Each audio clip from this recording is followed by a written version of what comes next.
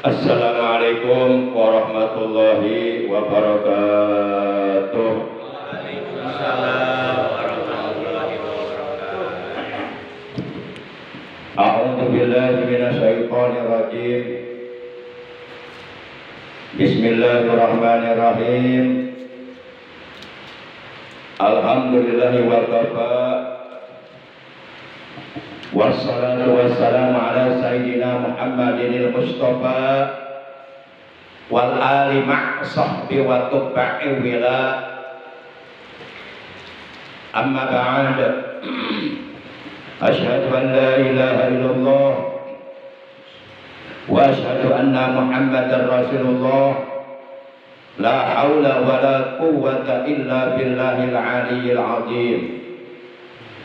Ma'asyiral muslimin, saudaraku seiman, seagama, seakidah, segenap jamaah Majlisul Ilmi, jamaah pengajian rutin malam Ahad ba'da maghrib, Masjid Jami Al-Ikhlas, RT 03 RW 07, Komplek TNI AD Bumi Cibarusa Asri di Teang, yang seluruhnya tanpa kecuali saya hormati.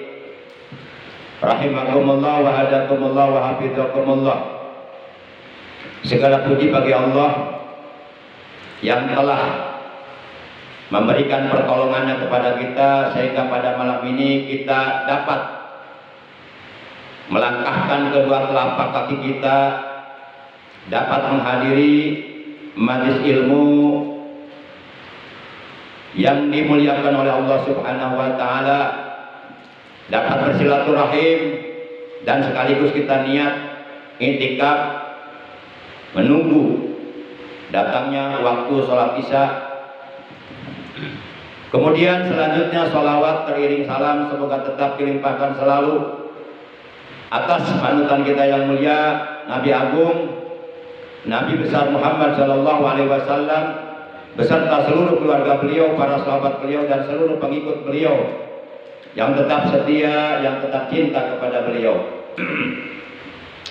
yang tetap istiqomah menjalankan segala perintah beliau, juga menjauhi segala larangan beliau, serta menghidupkan dan mengamalkan sunnah-sunnah beliau, wasiat-wasiat beliau, dan tetap istiqomah dalam mensiarkan, mengagungkan, sekaligus mempertahankan ajaran Islam yang telah dibawa oleh beliau. Semoga kelak di hari kiamat kita dan keluarga kita, juga saudara-saudara kita semuanya, mendapatkan syafaatul uzma dari beliau, mendapatkan air telaga beliau, dikumpulkan di hari kiamat oleh Allah di bawah arasnya Allah bersama rombongan para nabi, para siddiqin, para syuhada, para sholihin, para aulia Allah. Amin ya Allah ya rabbal alamin. Ma'asyiral muslimin rahimakumullah wa hadakumullah wa hafizakumullah. Taklim kita pada malam ini adalah merupakan taklim pertemuan yang ke-578. Malam ini kita sudah berada di malam, memasuki malam tanggal 8 di bulan Muharram, tahun baru Islam 1446 Hijriah, bertepatan dengan tanggal 13 di bulan Juli 2024. Mari kita awali taklim rutin kita pada malam ini sebagaimana biasa, yaitu dengan pembacaan umul kitab suratul Fatihah dan dengan pembacaan sholawat atas kekasihnya Allah. Pahalanya kita hadiahkan untuk seluruh ahli kubur keluarga kita, dan sekaligus kita bermunajat kepada Allah Subhanahu wa taala azza wa jalla jalla jalaluh. Semoga dengan barokah, karomah, mukjizat, kemuliaan dan keagungan dari surah Al-Fatihah dan barokah dari bacaan sholawat atas kekasihnya Allah, jamaah kita, saudara kita seagama, yaitu Bapak Mansur, sedang dalam keadaan sakit. Kita doakan semoga Bapak Mansur yang sedang dalam keadaan sakit, dengan barokah Fatihah dan sholawat yang kita baca bersama-sama, semoga oleh Allah lekas disembuhkan dari sakitnya, disehatkan kembali seperti sedia kala, sehingga Bapak Mansur bisa berkumpul kembali dengan kita di majelis ilmu yang mulia ini. Dan siapapun yang sedang sakit selain Bapak Mansur juga kita doakan semoga lekas sembuh dari sakitnya. Bitil ganiyatil Fatihah. A'udzu billahi minasyaitonir rajim. Bismillahirrahmanirrahim. Alhamdulillahi rabbil alamin. Ar-Rahmanir-Rahim. Malik yaumiddin. Iyyaka na'budu wa iyyaka nasta'in. Ihdinas siratal mustaqim. Siratal ladzina an'amta 'alaihim ghairil maghdubi 'alaihim waladdallin. Rabbi ighfir lana amin. Salatullah salamullah ala Taha Rasulillah. Salatullah salamullah ala Taha Rasulillah. Salatullah salamullah ala Yasin Habibillah. Ala Yasin Habibillah. Tawassalna bismillah wa bil hadi Rasulillah. Tawassalna bismillah wa bil hadi Rasulillah wa kulli mujahidin lillah bi ahlil badri ya Allah. Bi ahlil badri ya Allah. Salatullah salamullah ala Taha Rasulillah. Salatullah salamullah ala Taha Rasulillah. Salatullah salamullah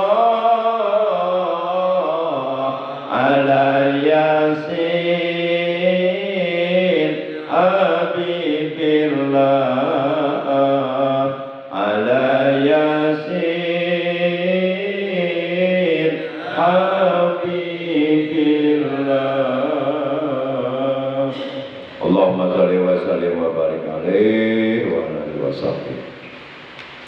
Ma'asyiral muslimin rahimakumullah wa hadakumullah wa hafizakumullah. Besok kita insya Allah akan berada di hari ke-8 di bulan Muharram. Besok hari Ahad.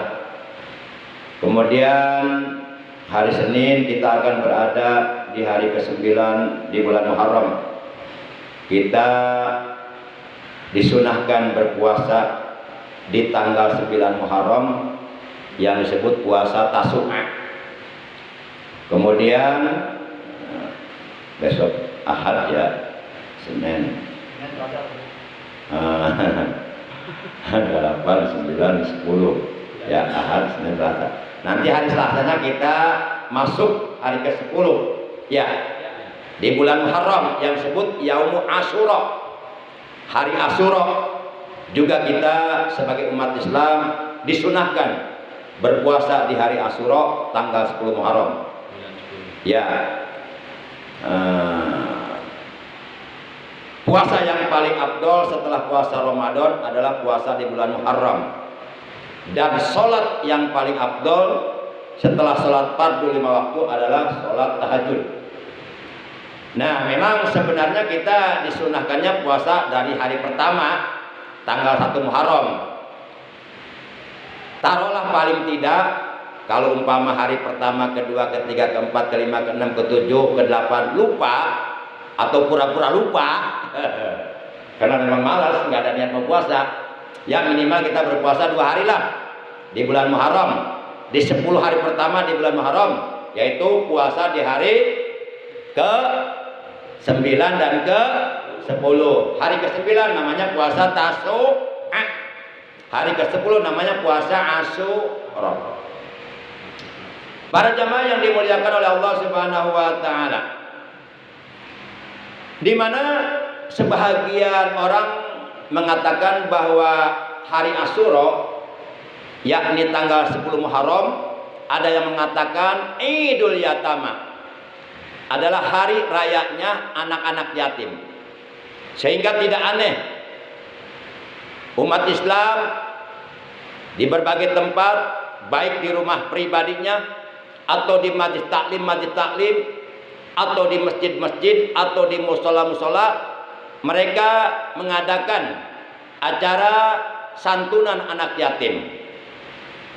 Para jamaah yang dimuliakan oleh Allah Subhanahu wa taala, dan jangan lupa nanti pada hari Asyura tanggal 10 Muharram, kita jangan lupa baca doa Asyuranya.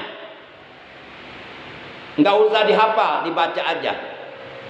Doa Asyuranya ada dalam kitab Al-Barjanji, ada dalam kitab Majmu' Syarif, ada. Ya, tinggal dibaca saja. Dan doanya enggak terlalu panjang. Jadi kalau tidak dibaca sayang. Jangan lupa, sekali lagi sekedar mengingatkan kepada diri saya sendiri, juga kepada para mustami, jangan lupa nanti tanggal 10 Asyura baca doa Asyura. Dan di hari itu pula kita membaca Hasbunallah wa ni'mal wakil, ni'mal maula wa ni'man nasir sebanyak 70 kali. Hasbunallah wa ni'mal wakil, ni'mal maula wa ni'man nasir. Hasbunallah wa ni'mal wakil, ni'mal maula wa ni'man nasir. Wala haula wala quwata illa billah, wala haula wala quwata illa billah. Hasbunallah wa ni'mal wakil, ni'mal maula wa ni'man nasir, itu dibaca sebanyak 70 kali di hari Asyura atau di hari ke-10 di bulan Muharram. Kalau mau disambung dengan kalimat hauqalah atau kalimat tabarri boleh, yaitu wala haula wala quwata illa billahil aliyil azim. Cuma minimal paling tidak yang kita baca adalah hasbunallah wa ni'mal wakil, ni'mal maula wa ni'man nasir. Kalau mau disambung dengan la haula wala quwata illa billahil aliyil azim, bagus, silahkan. Itu namanya kalimat tabarri, kalimat penyerahan diri sepenuhnya, jiwa raga hanya kepada Allah. Atau disebut juga kalimat hauqalah.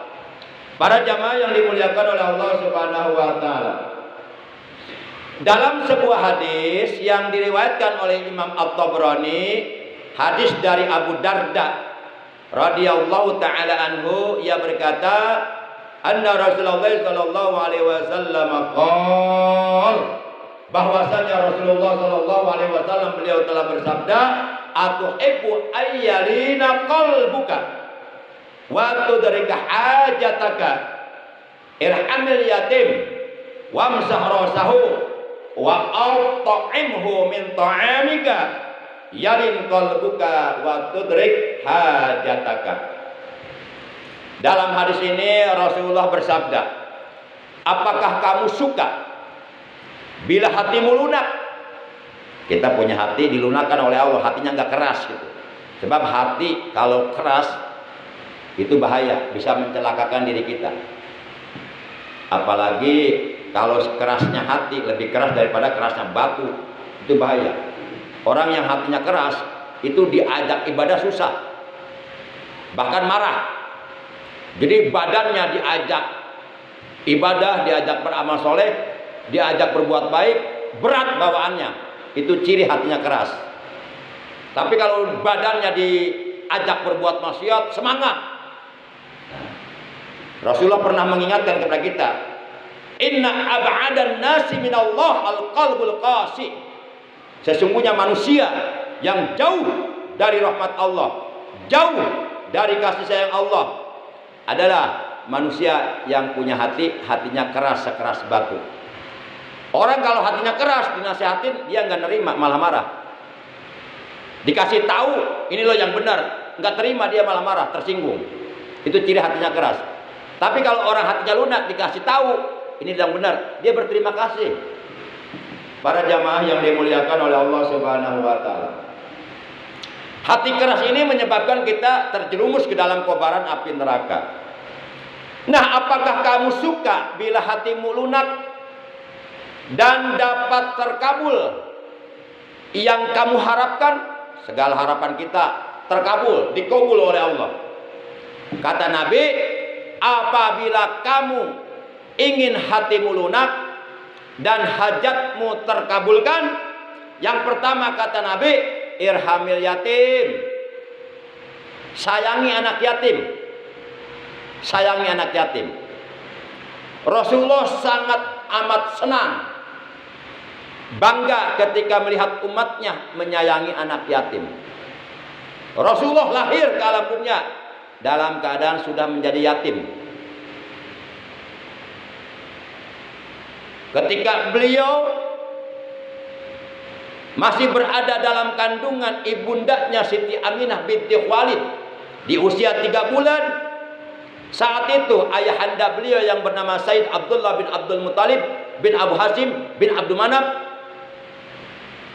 bin Lu'ay bin Kilab dan seterusnya sampai Adnan, di usia 19 tahun ayahanda beliau wafat. Dan di usia begitu beliau lahir, beliau sudah yatim. Dan di usia 8 tahun Rasulullah sudah yatim piatu. Ibunda beliau yang bernama Siti Aminah binti Khuwailid itu meninggal dunia di kota Abwa ketika pulang berziarah ke makam suaminya. Ketika pulang berziarah ke makam siapa? Ya suaminya ya. Berarti siapa? Sayyid Abdullah. Para jamaah yang dimuliakan oleh Allah Subhanahu wa taala. Jadi yang pertama irhamil yatim. Sayangi anak yatim. Kemudian yang kedua wamsah ra'sahu. Usap kepalanya anak yatim, jangan dijitak. Diusap bukan dijitak. Diusapnya sambil megang uang. Ya, uang itu kertas warna merah gambar Pak Karno tuh. Nah, diusap terus dikasihin gitu. Jangan dijitak.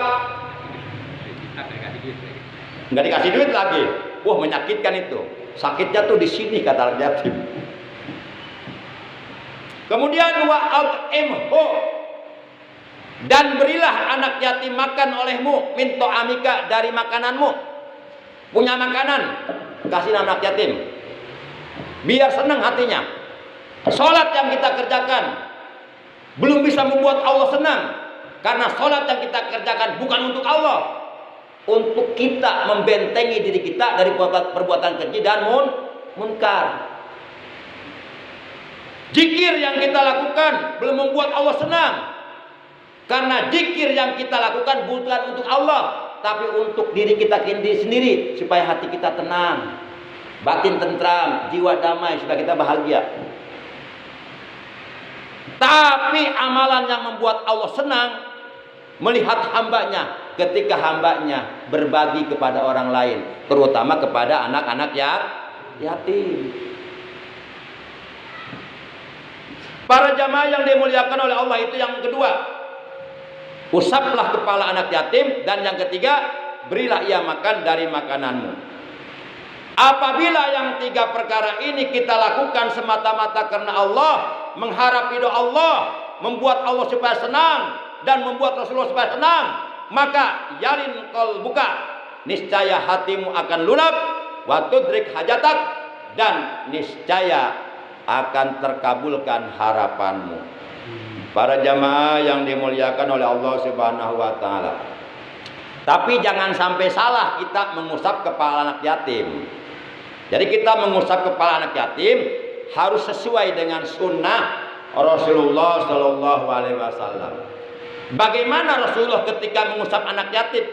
Ketika beliau mengusap kepala anak yatim, apakah dari depan ke belakang atau sebaliknya dari belakang ke depan? Mari kita lihat keterangannya. Jadi nggak main usap-usap aja, nggak asal usap.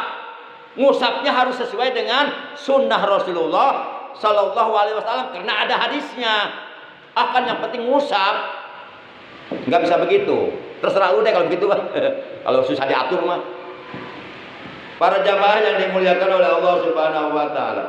Nah kalau kita ingin mencontoh sunnah Rasul ya ikutin, karena beliau panutan kita, teladan kita. Nah diterangkan dalam hadis riwayat Imam Al-Khatib dari Ibnu Abbas radhiyallahu taala anhu, Rasulullah Shallallahu Alaihi Wasallam beliau bersabda, imsah ra'sal yatim hakaja ila muqaddami rasi, waman lahu abun hakaja ila muakhari rasi. Jadi kata Nabi, kata beliau, imsah, usaplah olehmu ra'sal yatim, kepala anak yatim, hakaja begini, langsung sama beliau dipraktekkan, langsung dipraktekkan sama beliau, ila muqaddami rasi, sampai sampai kepala bagian depan. Nah gini, langsung sama beliau dipraktekkan, hakaja begini. Jadi mengusap kepala anak yatim bukan dari depan ke belakang, itu tidak mengikuti sunnah Rasul. Nah kalau kita mau mengikuti sunnah Rasul dalam hal mengusap kepala anak yatim, yaitu ila muqaddami rasi, dari belakang sampai ke depan, sambil baca sholawat. Allahumma sholli ala sayyidina Muhammad wa ala ali sayyidina Muhammad. Allahumma sholli ala sayyidina Muhammad wa ala ali Muhammad. 3 kali aja cukup, gak usah lama-lama. Gak usah, tenang aja ya, nanti kamu punya bapak baru. Jangan. Para jamaah yang dimuliakan oleh Allah Subhanahu wa taala. Lalu bagaimana kalau mengusap anak yang mempunyai bapak tapi tidak mempunyai ibu? Berarti namanya piatu. Kan ada yatim, ada piatu. Kalau yatim, anak yang ditinggalkan oleh bapaknya. Kalau piatu, anak yang ditinggalkan oleh ibunya. Kalau yatim piatu, anak yang ditinggalkan oleh kedua orang tuanya. Nah kalau mengusap kepala anak piatu, baik laki maupun perempuan, kata beliau hakaja ila muakhari rasi. Begini nih, dari depan ke belakang. Itu yang dicontohkan oleh Rasulullah Sallallahu Alaihi Wasallam. Para jamaah yang dimuliakan oleh Allah Subhanahu wa taala, di tanggal 10 Muharram atau di hari Asyura yang oleh orang disebut Idul Yatama, lebarannya anak yatim. Yuk para agnia, para dermawan yang punya harta kelebihan, yuk kita sedekahkan, yuk kita infakkan sebagian kecil dari harta kita untuk menyantuni anak-anak yatim di 10 Muharram. Sesuai kemampuan kita masing-masing. Misal kita punya uang lebih nih 100.000, udah kita panggil anak yatim tuh 5 orang masing-masing 20.000, kita amplopin dan kita kasih makanannya, cemilannya, apa kek, ciki-ciki kek, ya terserahlah gitu. Yang penting kita jangan sampai nggak punya perhatian terhadap anak yatim. Ya minimal paling tidak kan setahun sekali ya. Sudahlah tiap hari kagak, setahun sekali juga kagak juga. Masya Allah, sedih Rasulullah melihat umatnya seperti ini. Para jamaah yang dimuliakan oleh Allah. Kan selama ini kita memperhatikan istri kita, anak-anak kita. Ya kali-kalilah kita setahun sekali memperhatikan, fokus perhatian kita ke anak ya. Anggap aja anak yatim anak kita sendirilah. Apalagi kalau ibunya sama kita dinikahin, udah jadi dah. Mari kita menyantuni anak-anak yatim di hari Asyura dengan niat bersodakoh kepada mereka. Karena sodakoh yang kita keluarkan di jalan Allah untuk para fakir miskin, untuk anak yatim, untuk para asatid, untuk para kiai, untuk para ulama, untuk para santri, untuk saudara-saudara kita yang membutuhkan pertolongan, bahwa sodakoh yang kita keluarkan itu dapat memadamkan panasnya alam kubur. Dan sodakoh itu yang kita keluarkan di alam dunia, kelak di hari kiamat akan menaungi kita dari panasnya di hari kiamat. Sebagaimana Rasulullah SAW beliau bersabda dalam sebuah hadis yang diriwayatkan oleh Imam At-Tabrani dari Uqbah bin Amr. Maaf, dari Uqbah bin Amir. Ada Amir, ada Amr. Ada Umar, beda-beda itu. Ada Umar, ada Amir, ada Amr, beda itu. Beliau bersabda, inna sodakota la tutfi'u an ahliha harral kubur.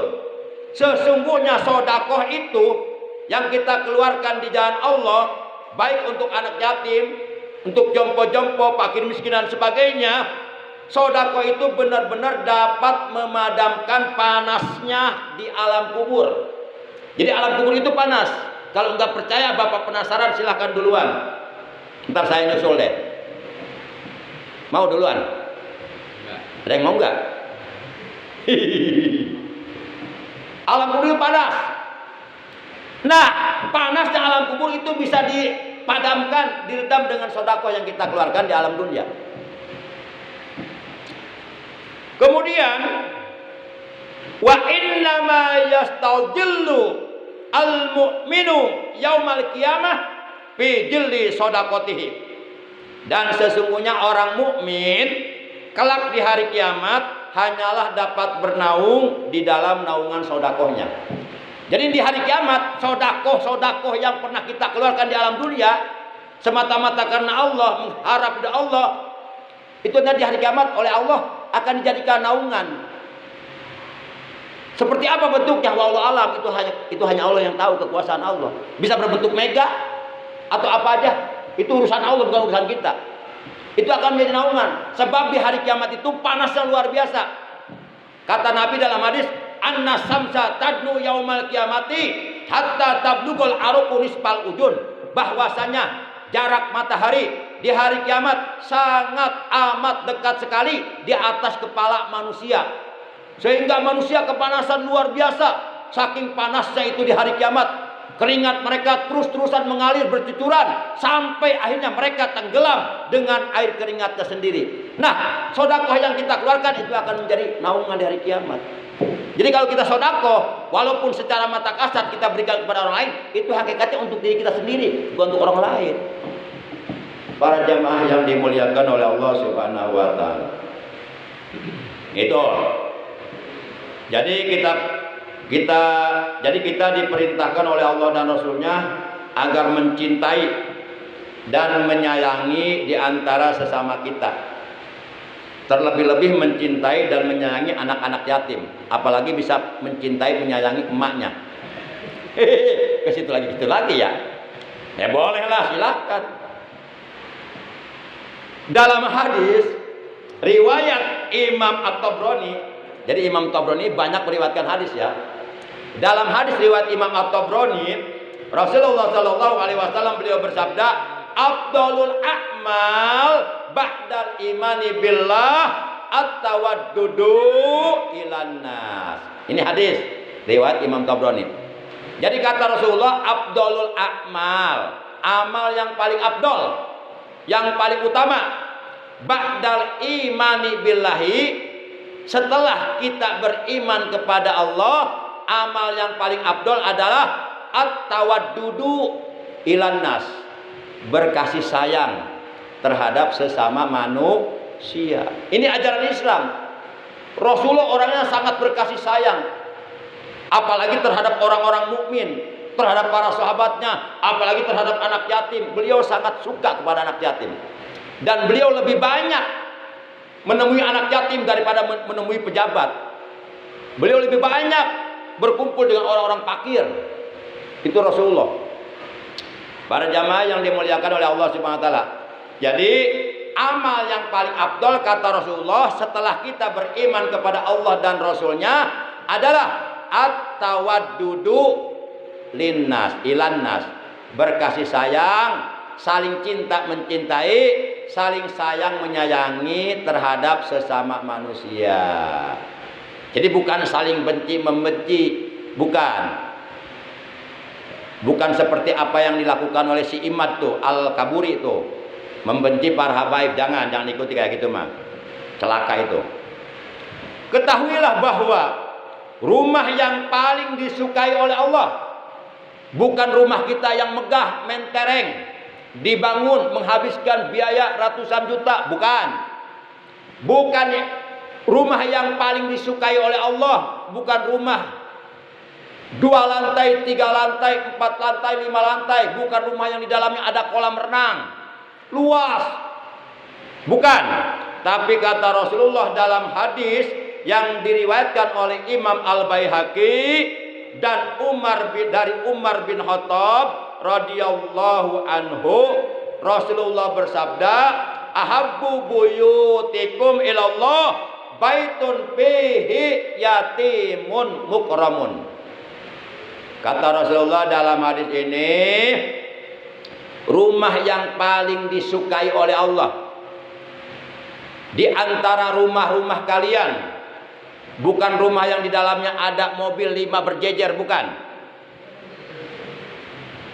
Rumah yang paling disukai oleh Allah di antara rumah-rumah kalian adalah baitun, rumah, fihi, yang di dalam rumah itu yatimun, ada anak yatim, mukramun, yang dimuliakan. Yang di dalam rumah itu ada anak yatim yang diperlakukan dengan baik, seperti memperlakukan terhadap anak kandungnya sendiri. Masya Allah. Insya Allah rumah kalau di dalam anak yatim berkah, insya Allah. Kalau anak yatimnya badung, itu ujian cobaan kesabaran kita. Memang rata-rata anak yatim ke badung memang, tapi kita diuji itu kesabaran kita, mendidik kita itu supaya kita jadi orang sabar. Para jamaah yang dimuliakan oleh Allah. Dan terakhir, dalam hadis yang diriwayatkan oleh Imam Al-Hakim dari Sayyidina Anas bin Malik radhiyallahu taala anhu, Rasulullah beliau bersabda, man ahsana ila yatimin au yatimatin kuntu ana wa huwa fil jannati kahataini. Pasara Rasulullah sallallahu alaihi wasallam bisababah wal wusta. Kata beliau, barang siapa yang berbuat baik kepada anak yatim laki-laki maupun anak yatim perempuan, memperlakukan dengan sebaik-baiknya terhadap anak yatim, sebagaimana halnya ia memperlakukan dengan baik terhadap anak-anak kandungnya sendiri. Barang siapa yang berbuat baik kepada anak yatim, baik laki-laki maupun perempuan, maka kata Nabi, kuntu ana wa huwa fil jannati kahataini, maka aku dan dia akan berada di dalam sorga kahataini, seperti 2 jari ini. Pasara Rasulullah sallallahu alaihi wasallam bisababah wal wusta. Saat itu Rasulullah sambil bersabda, sambil mengisyaratkan bisababah dengan jari telunjuk, wal wusta dan jari tengah. Nah seperti ini nanti, sangat dekat. Itu kata Rasulullah. Aku, kata beliau, dan orang yang menyayangi anak yatim akan berada di surga bagaikan jari telunjuk dan jari tengah, sangat dekat. Luar biasa. Biasa di luar. Para jamaah yang dimuliakan oleh Allah Subhanahu wa taala. Demikian, kita masuk kisah ya. Alhamdulillah. Waktu berlanjut begitu cepat, pekerjaan tak pernah ada habis-habisnya. Yang paling mencemaskan, waktu berakhir sebelum hidup punya arti. ajal kematian keburu datang merenggut nyawa kita, sementara dosa-dosa kita masih banyak yang belum diampuni oleh Allah. Bagaimana nanti kita mempertanggungjawabkan dosa-dosa kita di hari kiamat di hadapan Allah? Maka yuk perbanyak amal kebaikan, istiqomah dalam kebaikan. Insya Allah kebaikan-kebaikan, amal soleh, amal ibadah yang kita lakukan hari ini dan seterusnya sampai kita meninggal dunia, itu akan menghapus dosa-dosa yang pernah kita lakukan di masa-masa yang lalu. Demikian taklim kita malam ini. Mari kita tutup taklim kita malam ini ucapan hamdalah. Alhamdulillahirabbil alamin. Subhanakallahumma